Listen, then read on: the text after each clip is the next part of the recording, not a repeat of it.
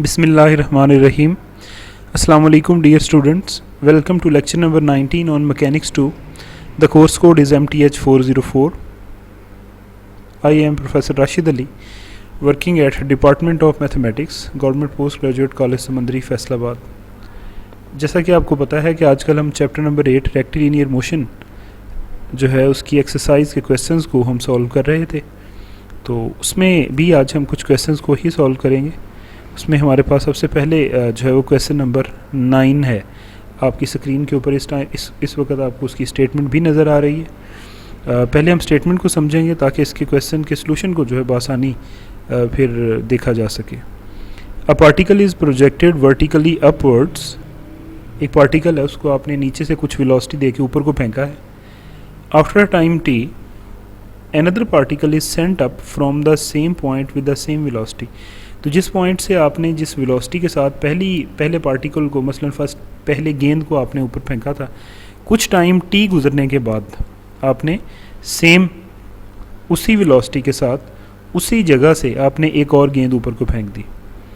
अब फिनोमिना ये बनेगा कि पहली गेंद कुछ हाइट तक जाएगी, तो कुछ हाइट तक जाने के बाद वो वापस नीचे आना शुरू हो जाएगी। इतनी ड्यूरेशन में नीचे से ऊपर गेंद जो आपने दूसरी भेजी थी वो नीचे से ऊपर जा रही है, तो कहीं हाइट एच के ऊपर जाके वो जो ऊपर से नीचे आ रही है और जो नीचे से ऊपर जा रही है ये दोनों आपस में टकरा जाएंगी।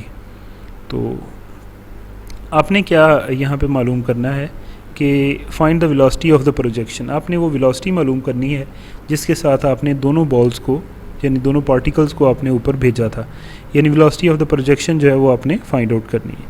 सॉल्यूशन की तरफ हम आते हैं। सीन हमारे पास कुछ इस तरह से है कि ये ज़मीन का लेवल है, ग्राउंड लेवल है।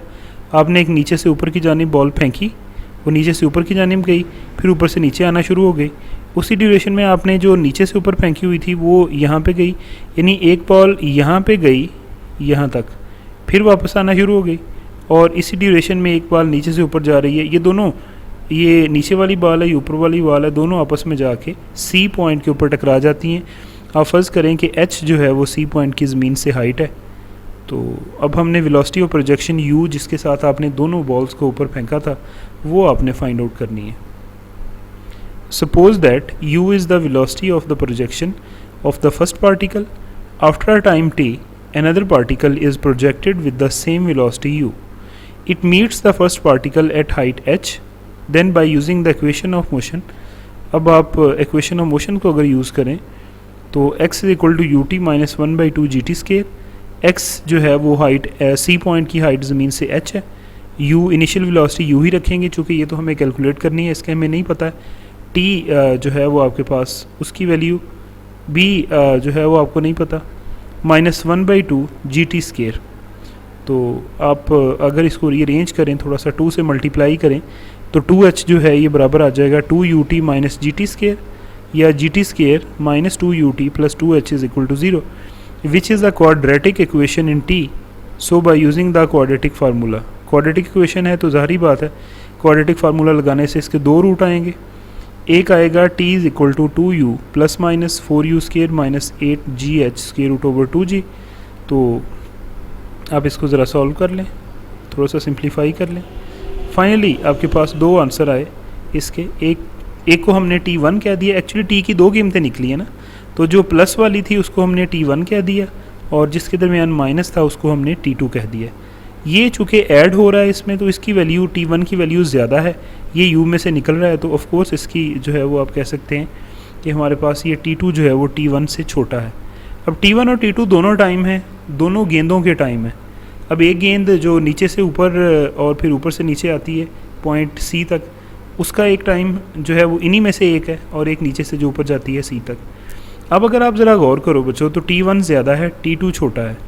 तो ज़्यादा टाइम किस गेंद ने लिया, जो नीचे से लेकर ऊपर गई फिर ऊपर से नीचे आई, यानी फर्स्ट बॉल, और जो थोड़ा टाइम लिया वो जो नीचे से ऊपर डायरेक्ट हाइट एच तक गई।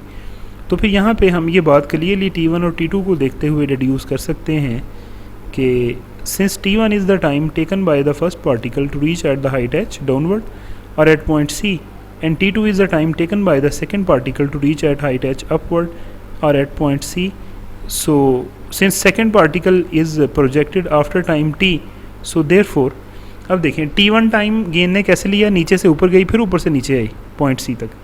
अब हमने क्या किया कि t टाइम के बाद नीचे से ऊपर एक दूसरा गेंद फेंका जो t1 टाइम लेके h तक गया, तो फिर सेकंड पार्टिकल पहले के कितनी देर बाद h तक जाएगा, t प्लस t2 तक। लिहाजा t1 पहले का टाइम जो है ये t प्लस t2 के बराबर हो जाएगा, या यहाँ से t टाइम जो है वो कैसे निकलेगा, t टाइम जो है ये निकलेगा t1 माइनस t2 से, और आप इसकी वैल्यूज़ दोनों की ज़रा यहाँ पे आप जो है वो लगा दें, तो आपके पास यहाँ पे आफ्टर द सिंप्लीफिकेशंस आप देखेंगे कि t की वैल्यू जो है ये LCM लेने से g, ये u से u कैंसिल आउट हो गया, ये टर्म आ गई आपके पास, और gt is equal to this. अगर आप स्केयर कर लें दोनों साइडों का तो ये फार्मूला, ये फॉर्मेशन सिंपल कैलकुलेशंस हैं। In case of any difficulty you can discuss with me taking the square root of the both sides. तो u की वैल्यू बहरहाल जो है वो हमारे पास required velocity of the projection जो है u जो है वो 8gh plus g square t square square root over 2 जो है वो आपके पास हो जाएगी। तो ये वो वेलोसिटी ऑफ द प्रोजेक्शन है जो दोनों पार्टिकल्स की जो है वो आपके पास सेम होगी। अब आप ज़रा मूव करें क्वेश्चन नंबर 10 पे, बल्कि 11 पे। पहले हम 11 कर लेते हैं, 10 थोड़ा सा ज़्यादा लेंथी है तो इसको सेपरेटली हम करेंगे। 11 पे आप ज़रा जो है वो देखें, a particle starts with the velocity u, initial velocity इसकी कितनी है u, and moves within a straight line if it suffers a retardation equal to the square of the velocity. याद रहे रिटार्डेशन नेगेटिव एक्सेलरेशन को ही कहते हैं, और ये कितना रिटार्डेशन सफ़र करता है, जो कि square of negative of the velocity के जो है वो बराबर है। तो find the distance travelled by the particle in time t। तो आपने डिस्टेंस ट्रेवल्ड जो है वो पार्टिकल जो टाइम t के अंदर करता है आपने वो यहाँ पे जो है वो फाइंड आउट करना है। तो बड़ा सिंपल सा ये जो है वो हमारे पास क्वेश्चन है। इसके प्रूफ की तरफ अगर आप आएँ, गिवन है कि एक्सेलरेशन जो है वो बेसिकली रिटार्डेशन है नेगेटिव और स्क्वायर ऑफ द वेलोसिटी के बराबर है। सो a जो है वो माइनस वी स्केयर के बराबर हो जाएगा। आप जानते हैं कि a होता है dv बाई dt। तो after the separation of the variables we have 1 over v square dv is equal to minus dt, and finally v minus 2 power आ जाएगी dv minus dt। Now integrating both the sides, so you will get the expression of this form, minus 1 over v is equal to minus t plus c। अब आपकी initial conditions time t 0 है तो velocity v जो है वो u के बराबर है। तो अगर आप इसमें पुट करें दोनों तो आपके पास आंसर जो है वो minus 1 over u, t minus 1 over u, c की वैल्यू ये वाली जो है।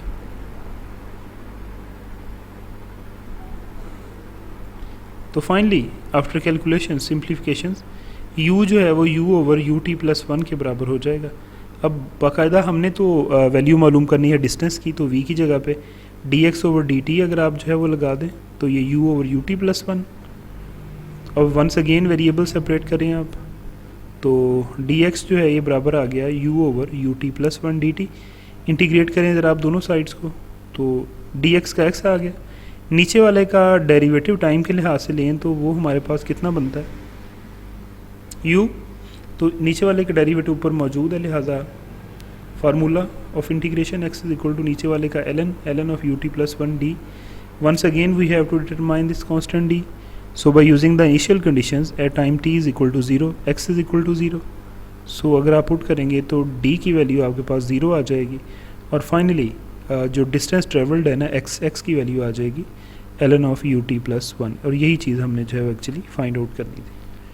तो सेकेंड वीक आपका ऑनलाइन क्लासेस का जो है वो आज इख्तिताम पजीर हुआ। तो उम्मीद की जाती है कि आप सारे सब्जेक्ट्स में एक्सेल कर रहे हैं इंशाल्लाह। किसी किस्म की कोई आपको प्रॉब्लम पेश नहीं आ रही होगी, चूँकि सारे टीचर्स बड़े मेहनत से काम कर रहे हैं, बशर्ते कि आप ख़ुद एफ़र्ट करें, क्योंकि टीचर ने एफ़र्ट करके जो है वो फिर आपको ये ज़िम्मेदारी सौंप देनी। अब आपकी रिस्पॉन्सिबिलिटी है कि आप सारे लेक्चर्स को जो है वो साथ साथ करते जाएँ ताकि किसी किस्म की कोई डिफ़िकल्टी ना बने।